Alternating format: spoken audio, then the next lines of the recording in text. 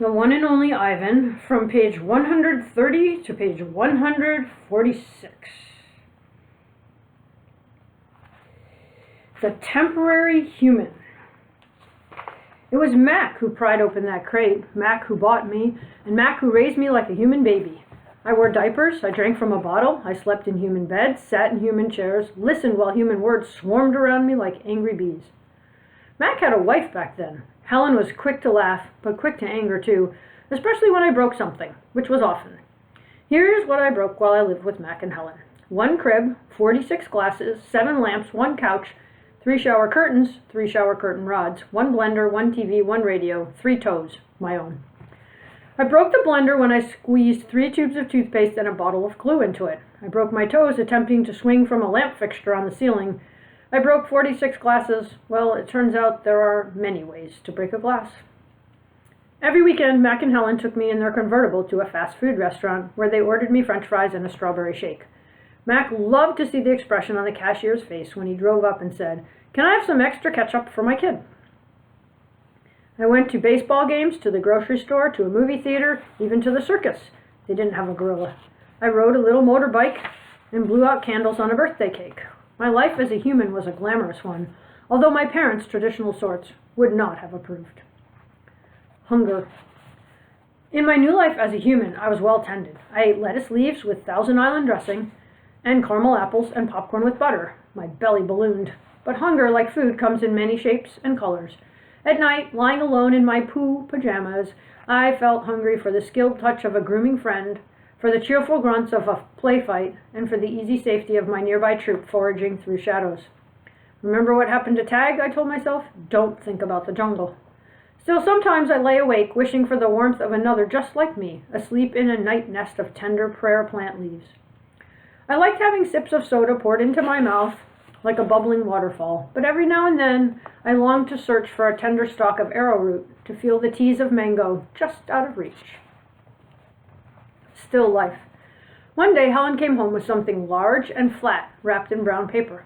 "Look what I bought today," she said excitedly as she tore off the paper. "A painting to go over the living room couch."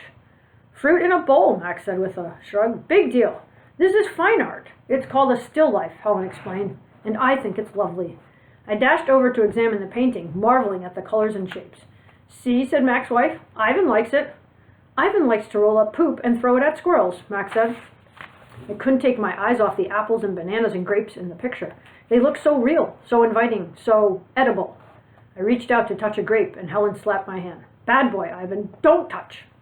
She jerked her thumb at Mac. "Honey, go get a nail and a hammer." "Sorry, go get a hammer and a nail, would you?" While Mac and Helen were busy in the living room, I wandered into the kitchen. A cake covered in thick chocolate frosting sat on the counter. I like cake, love it in fact, but it wasn't eating I was thinking about, it was painting. The frosting peaked and dipped like waves on a tiny pond. It looked rich and gooey, dark and smooth. It looked like mud. I scooped up a handful of frosting. I scooped up another. I headed to the refrigerator door. It was perfect, an empty white waiting canvas. The frosting wasn't as easy to work with as jungle mud. It was stickier and, of course, more tempting to eat. But I kept at it. I scraped off every last bit of that frosting. I may have eaten the little cake, too. I don't remember what I was trying to paint. A banana, most likely. I suppose I knew I was going to get in trouble, but at that moment, I just didn't care. I wanted to make something, anything, the way I used to. I wanted to be an artist again. Punishment. I soon learned that humans can screech even louder than monkeys. After that, I was never allowed in the kitchen. Babies. Back in those days, the Big Top Mall was smaller. It had a pony ride, a wooden train that bustled around in the parking lot, a few bedraggled parrots, and a surly spider monkey. But when Matt brought me, a baby gorilla dressed in a crisp tuxedo, to the mall, everything changed. People came from far and wide to have their pictures taken with me. They brought me blocks and a toy guitar. They held me in their laps. Once I even held a baby in mine. She was small and slippery. Bubbles flowed from her lips. She squeezed my fingers. Her rear was puffy with padding. Her legs bowed like bent twigs. I made a face. She made a face. I grunted. She grunted.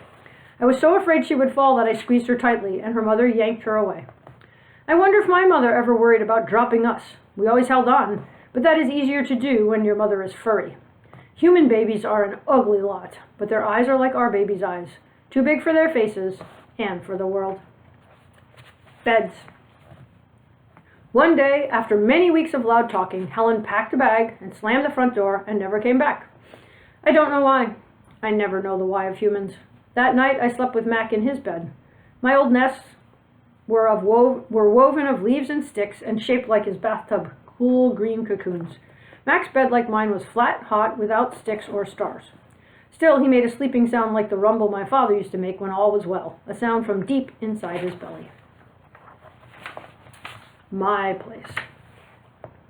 Mac grew sullen. I grew bigger.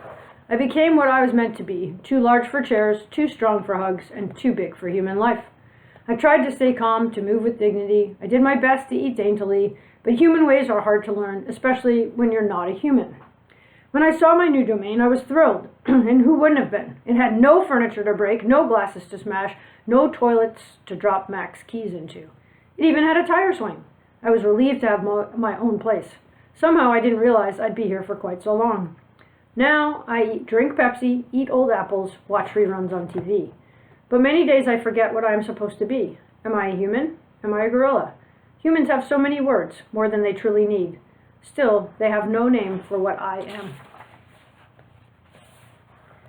9,876 days. Ruby is finally asleep. I watch her chest rise and fall. Bob, too, is snoring, but my mind is racing. For perhaps the first time ever, I've been remembering. It's an odd story to remember, I have to admit. My story has a strange shape, a stunted beginning, an endless middle.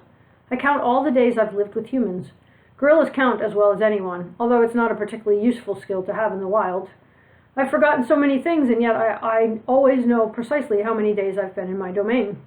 I take one of the magic markers Julia gave me. I make an X, a small one, on my painted jungle wall. I make more X's and more. I make an X for every day of my life with humans. My marks look like this.